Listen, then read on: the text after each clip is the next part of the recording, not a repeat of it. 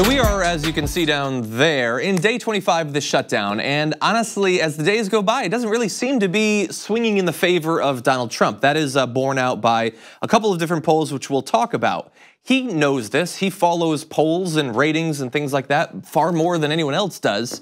And as he starts to feel less and less in control of this situation, he starts to lash out in ever increasingly ridiculous ways. And we're gonna have an example of that in just a little bit. A video of him spreading an insane lie about undocumented immigrants, something that in a second or two on Google you can find out is not the case. But I want to talk about why exactly he might be sort of stretching more and more to make the case for why we need a wall and all of the other things that he wants to stop the shutdown. There's a Quinnipiac poll, and it references the address that he gave to the nation last week. Now, in advance of that address, I admit, and I think I said on the show that day, that I was at least a little bit nervous that this primetime address by the president with flags in the background and the Oval Office and all of that, and him being on a teleprompter and people controlling it very carefully could potentially maybe swing some people, or even if it doesn't swing people, scare the Democrats into complying with his wishes. Turns out that did not actually happen, because when asked in a Quinnipiac poll, quote, did President Trump's recent televised address to the nation change your mind about building a wall along the border with Mexico or not, only 2% said yes, while 89% said no, and the remaining 9% hadn't heard enough or didn't answer, which to me reads as no. So 2% changed their mind based on Donald Trump's address, which sounds bad for the president, but it's actually a little bit worse than it sounds, because they didn't ask in what direction it changed their mind. It just says, did you change your mind?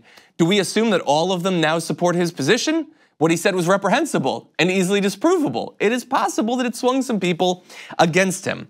Now, diving in just a little bit deeper, what do people actually think about the border and the wall and how they want the shutdown resolved? 59 to 40% said that the wall would not be a good use of taxpayer dollars. 55 to 43% said the wall would not make the US safer. 59 to 40% said that the wall is not necessary to protect the border. 52% said it's against American values, and 41% said it's consistent with American values, or at least some version of them. So all of the various arguments for the wall don't bear out. I mean, look, obviously it's a waste of money. That seems like it would be pretty easy to get people to agree to, but does it make America safer? I could see a lot of people being fooled into thinking that that would actually make a difference. It's a wall after all.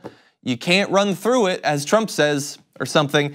I could see that that would convince people, but apparently it has not. And the counter argument, even as I would say weakly or sporadically made as it is by Democratic leadership, is still winning out decisively. So that is not working in Donald Trump's favor. And then we get to where he turns from here. And so he's made the case in terms of crime and duct tape and unbelievable vehicles and turning left at the border. But now what about when they get here? Do they comply with our legal system? Here is what he said yesterday. Somebody comes into our country. They touch 1 foot on the ground, and we have to catch them. It's called catch. We then take their names, and we bring them to a court. Can you believe this? And we release them. But see, we're trying to do catch and hold, catch and not release. But you have to release, so we release. And they go into our country, and then you announce, these are the laws. Then you say, come back in 3 years for your trial. Tell me, what percentage of people come back? Would you say 100%? No, you're a little off. Like, how about 2%? And those people you almost don't want because they cannot be very smart. 2%, 2%. 2% come back. Those 2% are not going to make America great again. It's called catch. Yeah. Okay, and then what we want to do is catch and hold, which that just sounds like catch again, honestly. It sounds better, it sounds a little bit more sophisticated, but it still sounds like you're talking about catch. Okay, so then he moves on from all that stuff to the numbers. Tell me, what percent do you think would come back? Like 2%. Now, he asks what seems to be a rhetorical question of the audience, but I'm not sure that it was rhetorical. I think this is how he actually learns about things. He asks audiences, because it's not 2%, it's not close to 2%. Politico, citing Justice Department data, reports that around 60 to 75% of non-detained migrants have attended their immigration court proceedings. So he's off by a bit from 2 as high as 75%. And the thing is, I've looked at the numbers per year. And now it turns out it has gone up slightly over the past couple of years, the percentage that do not report. It's still around 3/4 report or close to 3/4. It was significantly higher actually just a few years before. It was like 80–90%. And it turns out that the sort of migrants who are coming are slightly different. Their fears about being deported are slightly different. And that is largely due to sort of civil wars and disturbances inside of their countries, like insecurity basically in their countries that, again, not only have we not as a country done much to help resolve that situation or deal with the migrants once they leave there, but we can, of course, historically be traced to much of the economic and military instability that led to those situations in the first place. That is a bit of digression. We don't have much time for it, but his numbers could not be more off. And then the argument he makes about it is, those people, do we really want them? They can't be that smart. And then uproarious laughter from the audience. Those people who are told that they're supposed to come to a court and they do it. They abide by the law. Those dummies. And the people in the audience don't realize what they're actually laughing at. What they're laughing at is that their president thinks people who abide by the law are stupid. And they think that is funny. Yeah, why would you want to abide by the law? Again, this is the party of law and order. This is the party of stability. People who abide by the law are dumb people. Well, maybe someday Donald Trump will get to see whether he appears at court or runs or something like that. This would seem to imply that he will do one rather than the other.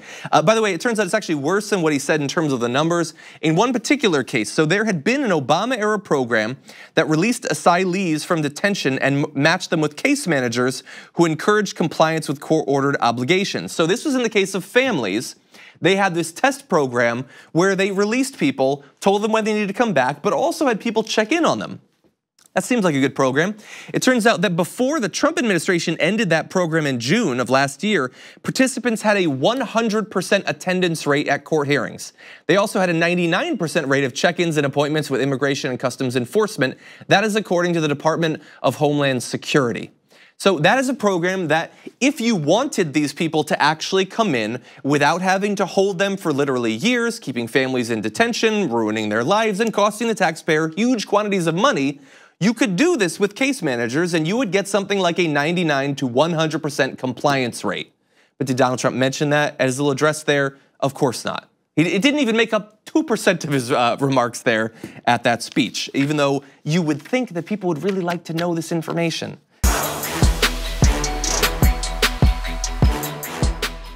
Thank you very much for watching this clip from the Damage Report. If you liked it, don't forget to subscribe to this channel and ring the bell on YouTube to get notifications of our new videos. And of course, you can catch the full Damage Report live every weekday at 1 p.m. Eastern, 10 a.m. Pacific on TYT Network on YouTube TV.